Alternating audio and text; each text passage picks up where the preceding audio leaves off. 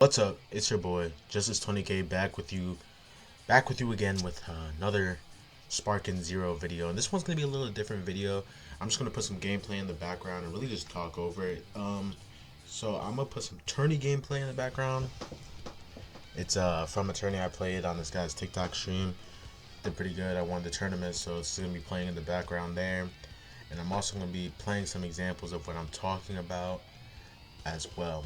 So the goal of this video is just to talk about um, the new patch update and also talk about some broken things that might be going on with the game and my opinions on it and how I approach these broken things in ranked as an A ranked player.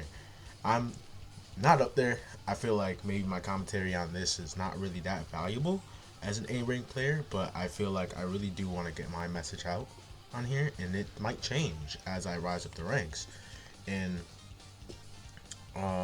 yeah, so these videos are gonna be showing, I think, my C rank in C rank into B rank. In no, I think it's gonna be showing my B rank.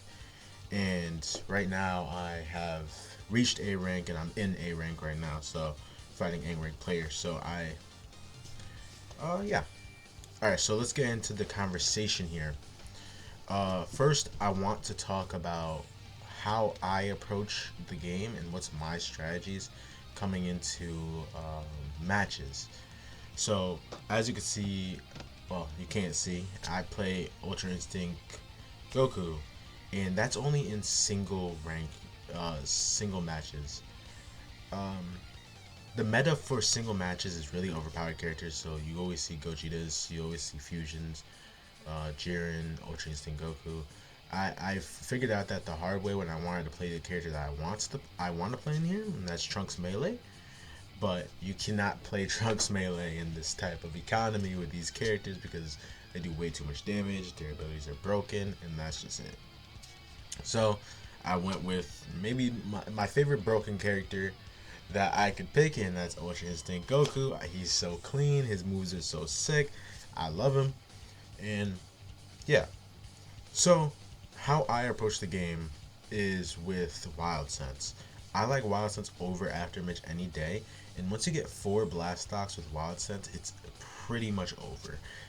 So what I like to call it is Wild Sense loops. Um, I like looping around Wild Sense every time, and you could do Wild Sense, get into a Vanish War, and get your key back off the Vanish War, then use Wild Sense again. Wild Sense does automatic damage, and if they miss the Vanish, then you automatically get a combo on them. It's just that simple. That's the reason why Wild Sense, to me, is broken. I think Wild Sense is a completely cracked ability that not a lot of people use because it's overshadowed by After Image Strike. So, you have multiple characters with After Image Strike. You have Goku GT, you have Teen Goku, you got Gohan, Kid Gohan. You also have Super Vegito, who's the biggest one that you probably see most of the time. And how do I approach that is the question. I approach that more with a Key Blast kind of play style and also playing patient. Most of these times, and this might just be from climbing from the lower ranks up to where I'm at right now and how I see it right now, these guys just match perception. You use perception, keep on using those Key Blast, keep on using them, space them out too. Use them 1 1 1 1 1. Space them out too, get a grab. The grab's gonna hit, the Key Blast is gonna hit, and you pretty much wash up the whole 15 seconds. If you have an instant spark character like Ultra Instinct Goku does, I use Instant Spark. I approach it with Instant Spark, and it's kind of over at that point because they get overwhelmed with the Key Blast. Even though they can revenge counter, if you see a revenge counter, you can guard that yourself. It's just that simple. So approaching After Image Strike is not hard. Don't get overwhelmed with After Image Strike. Also, if you are in sparking mode and you're playing Jiren or Ultra Instinct Goku, you hit so fast and you go so fast, you can keep teleporting behind them. You can keep approaching them like that, and that's automatically going to give you the upper hand against those characters. So I think Aftermath Strike is an easy one to approach in that sense. Next I want to talk about is Giants. Giants, how to approach Giants. I have not completed this art yet, and approaching Giants are so hard for me. I think it's just more of like I have to have a character that staggers them. So if I'm playing DV battles, gotta play a really strong character that's gonna stagger those guys, or if I'm playing single battles, I gotta also play a strong character that's gonna stagger those guys. Unfortunately, that's how I had to play, and it might go against my playstyle at some point, but that's how I had to play. Androids, more of the false courage stuff. I don't see that much. I think the false courage stuff is kind of outdated at this point because I think it's very easy to counter, grab, and also these guys just really don't know how to play. Use heavier attacks, charge your moves maybe just one quick second. You're going to be able to beat these guys easy, and you're only running into them probably in DP battles. So make sure you switch a lot. Make sure you still have health on your team. So yeah, I feel like that's most of the broken stuff that happen during during your matches that you probably are running into. You're probably running into Broly using a lot of Ki Blast. Remember, you can revenge counter. Revenge counter might suck at some points because they can counter it, but revenge counter is also a mechanic that you should be using if it's given to you. So use revenge counter against those. They're not gonna expect it. The time is a little off. Like, it's just the perfect thing to do in those situations. So yeah, that's pretty much all the broken stuff I want to talk about, and just kind of just bring those up, and how I approach those in my rank matches. Now, I want to talk about Lotus Asakura's recent video about his recent tweet on the Yajirobe stuff, and just talk about the patch in general. So the patch did fix a lot of bugs, and I like that a lot. The switch bug, oh my god, I lost so many matches just because I couldn't switch in battle. I was so happy when they fixed that. It got me so hyped. But the biggest thing was the Yajirobe nerf. My thoughts on this, I think it's needed 100%. I think a lot of nerfs in this game are needed, but I think that's more of the controversial part, quote unquote, with this game.